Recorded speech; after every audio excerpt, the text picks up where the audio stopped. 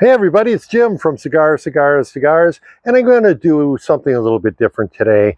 Being a member of the cigar community, I get some questions now and then that are kind of interesting, and I thought I'd answer them and kind of pass along that wealth of information to you today. So let's get started. What is a Cuban sandwich cigar? And to answer that question, first we have to differentiate between short filler and long filler. And long filler is basically the whole tobacco leaves that in premium cigars a roller will use to make the cigar, the filler of the cigar. But in order to make it fit, sometimes they have to kind of trim around the edges of that leaf. And that creates something called short filler. So they save all the short fillers. Short filler is kind of, if you will, the byproduct of making regular long filler cigars. So a Cuban sandwich cigar is actually a combination of long filler and short filler put into the filler for one cigar. And that makes the cost of the cigar less. So you'll find usually Cuban sandwich cigars are lower cost, pretty budget cigars compared to whole leaf cigars. Why are some cigars sold in metal tubes? Actually, those are called tubos. And the story of that goes way back to about 1830. And there's a fellow by the name of Waldo Braden. And if you were to ask, where's Waldo in 1832, he was looking for a better way to ship Cuban cigars to Europe, since his company was the H. Upmann exclusive distributor. And before that time, they used these little wooden coffin boxes. They call them coffin boxes today, with a sliding wooden top. And those are really expensive to make. And they also use glass tubes, which were very fragile and didn't work very well. So Waldo was looking around and he happened upon an extruding process where they could actually make and extrude very thin aluminum tubes at a very economical cost, which is the important thing. And then he also patented the way to seal those up, which is called a solo seal, is what the name was.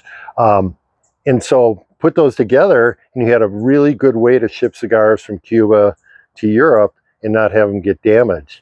And it really took off. It became very, very popular literally overnight when they started selling their cigars in these tubos. And even today in Europe, about a third of Cuban cigars are still sold in tubos.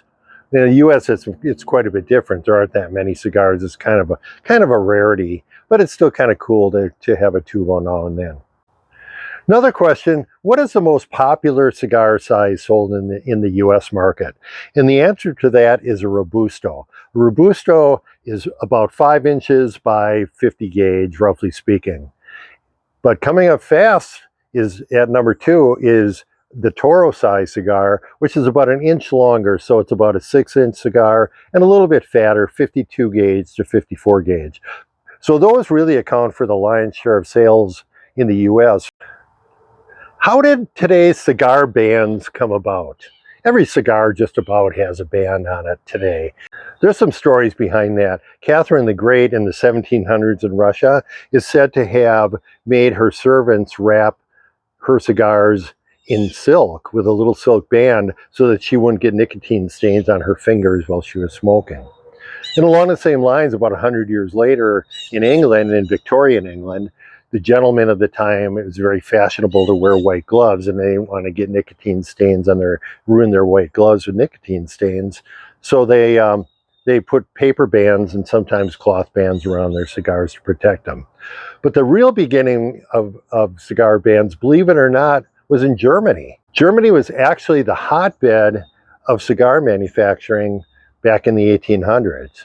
And cigars in Europe were either imported from Cuba or made in Germany.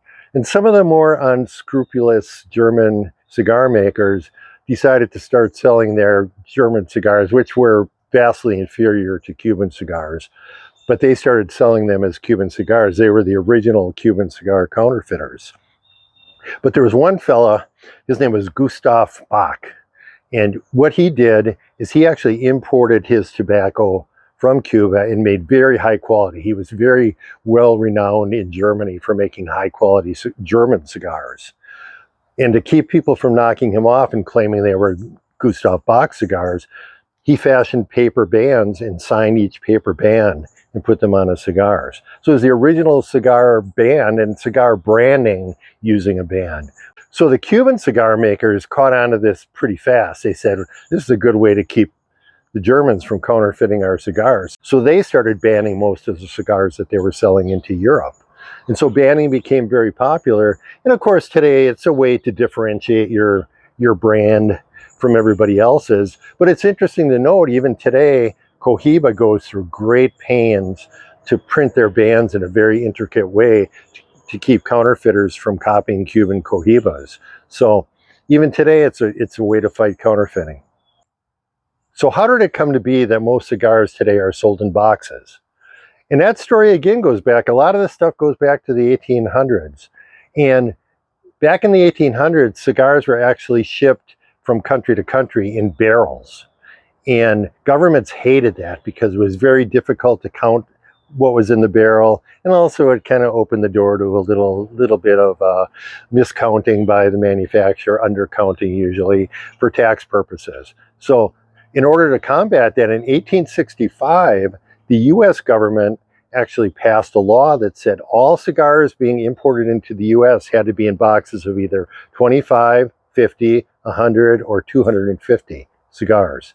Back then they used wooden boxes, and they also used cardboard boxes with laminated paper, such as you see today. Boxes haven't changed a lot. One thing that's interesting about the development of boxes is because the original size was 25 cigars, there was something called a 13 topper that really became popular. And it was 13 cigars across the top row, and then 12 underneath in the bottom row with a spacer in between. And you'll see some cigars are still sold, not very many, but some are still sold in boxes of 25, and they sell them in a 13 topper. In some of the more real high-end cigars, I've seen in boxes of 13, they just have the 13 across in one layer. So it's kind of interesting how boxes have developed over the years.